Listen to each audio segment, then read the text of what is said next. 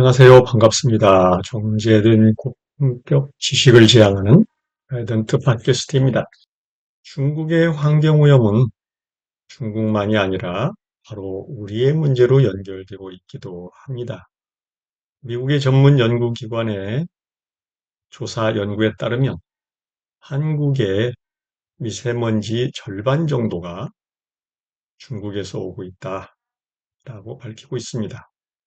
오늘은 베이징대 관련 연구소의 데이터셋을 중심으로 이코노미스트의 전문가들이 분석한 내용을 두고 함께 이야기 나눠볼까 합니다.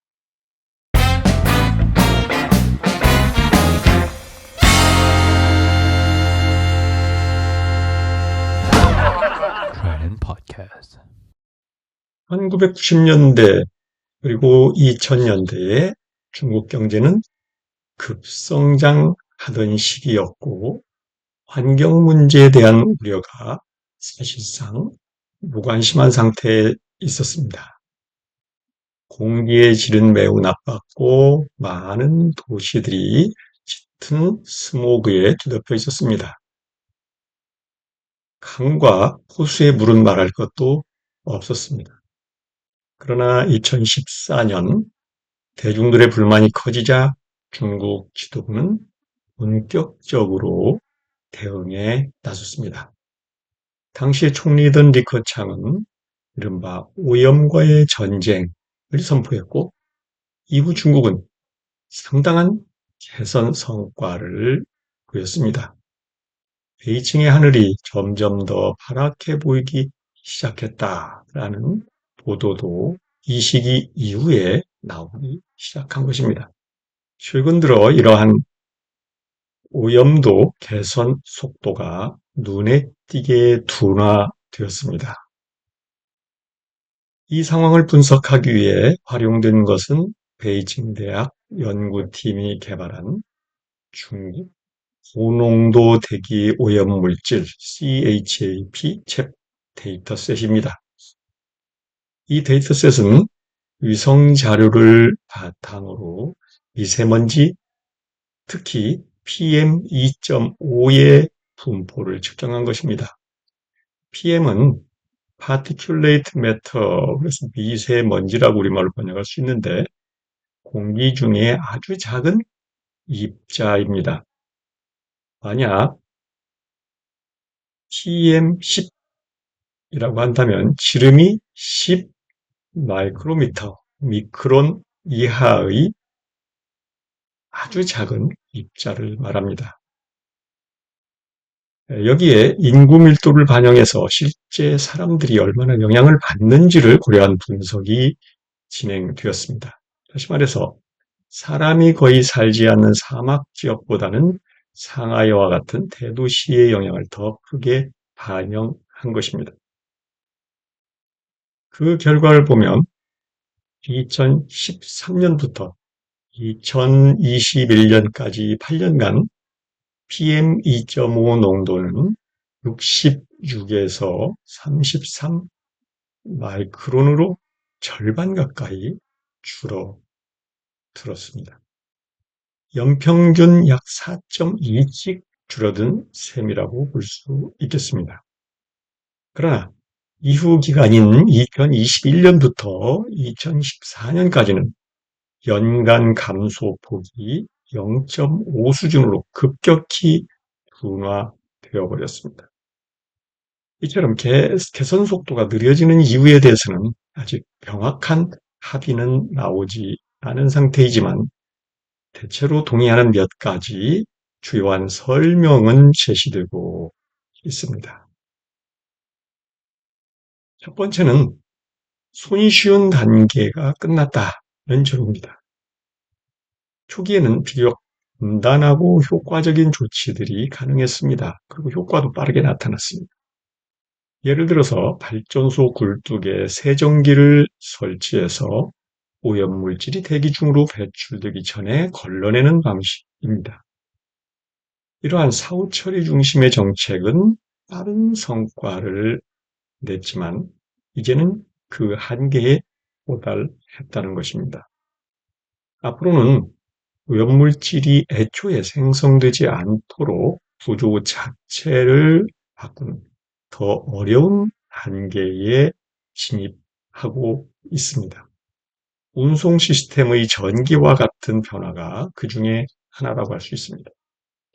두 번째는 기상 요인입니다. 대기오염은 정책만으로 통제할 수 없는 자연적 변수의 영향을 크게 받는 분야입니다. 예를 들어서 2020년에는 강한 바람과 폭우 덕분에 공기가 자동으로 정화되면서 미세먼지 수치가 낮아졌습니다. 반면에 최근에는 기후 변화로 인해 산불과 고래 폭풍이 잦아지고 있고 대기를 정체시키는 기온 역전 현상이 증가하면서 오히려 오염이 심해지는 경우가 자주 발생하고 있습니다. 실제로 2023년 북중국을 덮친 황사 당시에 베이징의 PM2.5 수치는 30% 이상이나 급등했다는 조사가 나와 있습니다. 세 번째는 사회적 압박의 약화입니다. 과거에는 심각한 오염이 정부에 대한 불만으로 이어졌고 중국에서 유일하게 정부가 허용하고 있는 사회운동이 바로 환경운동이었습니다. 하지만 최근 몇 년 동안 중국은 기준치인 35 마이크로미터를 충족해왔고 이에 따라 대중의 항의도 많이 감소했습니다. 그 결과 일부 지방정부에서는 규제를 완화하려는 움직임이 나타나기 시작했고 이것이 개선 속도 둔화로 이어졌다는 분석이 있습니다. 이러한 상황 속에서 중국 정부는 다시 기준을 강화하려고 나서고 있습니다. 2026년에는 PM2.5 기준을 기존 35에서 25로 낮출 계획을 해왔는데 단계적으로는 일단 30단계를 거쳐서 2031년부터 강화된 기준이 본격 적용될 것이라고 말하고 있습니다. 그러나 이 수치조차도 세계보건기구가 권고한 기준인 5보다는 여전히 높은 수준이라는 것입니다. 중국의 대도시들은 여전히 서양의 주요 도시들보다 높은 오염 수준을 보이고 있죠. 대기오염은 단순히 환경 문제가 아니라 심각한 건강, 보건의 문제이기도 합니다. 2021년에는 약 230만 명이 미세먼지로 인해 사망한 것으로 추정되고 있으며 이는 전체 사망자의 19%에 해당합니다. 특히 인구 고령화가 심한 중국에서 대기 오염에 취약한 계층은 갈수록 늘어날 가능성이 큽니다. 하지만 문제는 여기서 끝나지 않습니다. 오염을 너무 빨리 줄이려고 한다면 경제 성장에 부담이 될 수 있기 때문이죠. 그래서 일정 수준을 넘어서면 환경 개선으로 얻는 건강상의 이익보다 경제적 손실이 더 커질 수 있다는 지적도 계속 나오고 있습니다. 결국 중국은 경제 성장과 환경 보호 사이에서 매우 어려운 균형 잡기를 해야 하는 난감한 상황에 놓여 있다고 할 수 있습니다. 중국의 대기오염 문제와 그 개선 속도가 둔화된 이유를 살펴봤습니다. 다만 오늘의 이야기 한계도 분명히 있습니다. 우리는 오늘 중국 대기오염이라는 일부 내용에만 초점을 맞춰서 살펴봤습니다. 그러나 환경오염은 이보다 훨씬 더 넓은 개념입니다. 수질오염, 양오염, 소음과 진동, 빛공해, 방사능 오염 등 다양한 측면들이 함께 고려되어야만 현실적인 환경 상태를 이해할 수 있게 됩니다.